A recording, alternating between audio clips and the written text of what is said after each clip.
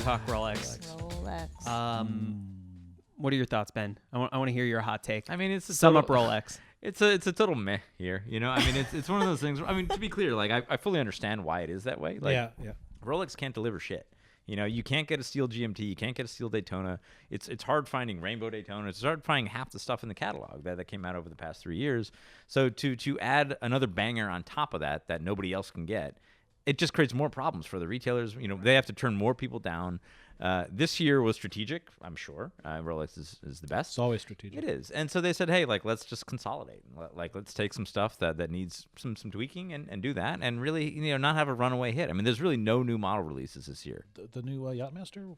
Yeah, so Yeah, that would the be Yachtmaster's Yeah, that's cool. a cool one. that would be the closest thing to a new watch. So that is a Right. Yachtmaster, which currently exists, but in a 2mm larger case, now in white gold. And that's it. So it's Dude, that Mac- 42 now? It's It's 42. 42, but that matte black bezel is Matte ceramic bezel so was fucking cool. Yeah. I wish that were out on other watches. Yeah. But yeah, and then so I mean, new movements and new kind of case details on the day dates and date Yeah. just cool. Which I actually really like. Of course. So the new Jubilee bracelet, the end links are different, so it doesn't look like sort of the bracelet ends and then there's an end link that kind of joins it to the case. It looks like the bracelet just sort of flows into the case. New movement in the Batman on Jubilee. What else? I don't even know. Well, there's a diamond covered day date with rainbow indices. There's that. Yeah. Right. Cool. 121,000. Serious Yeah. reporting here. Pretty White on brand. gold, Sea rose dweller, gold, two-tone sea yellow dweller. gold. Oh, two-tone sea dweller. Moving That's on kind of the already. big. We're over that one. That's kind of the big piece this year, right? Yeah, Two-tone because sea dweller. two-tone. So Sea Dweller is the only tool watch What do that you has gotta do never with come with respect any to it? precious metal details. Period. It's the only one. So this is true. This is truly the moment I think when Rolex goes luxury. When a Sea Dweller is done in precious. Yeah. You know, it's a luxury product at that point. Yeah, agreed.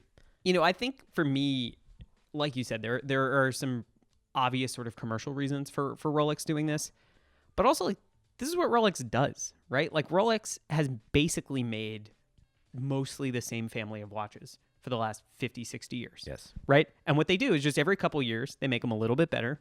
They update them, they put some new technology in them, they change the metals, whatever. Yeah. And every year they get a little bit better. And there's something nice about the fact that they don't see the need to come out with some crazy new reference, some new complication, some new whatever, just to keep people feeling like there's new.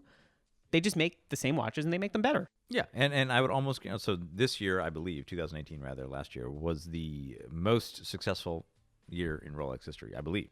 And I get that with the GMT and blah blah blah. I wouldn't be surprised if now this year is the most successful year in Rolex history, based on just the overwhelming, you know, kind of like latent demand from last year and the past few years.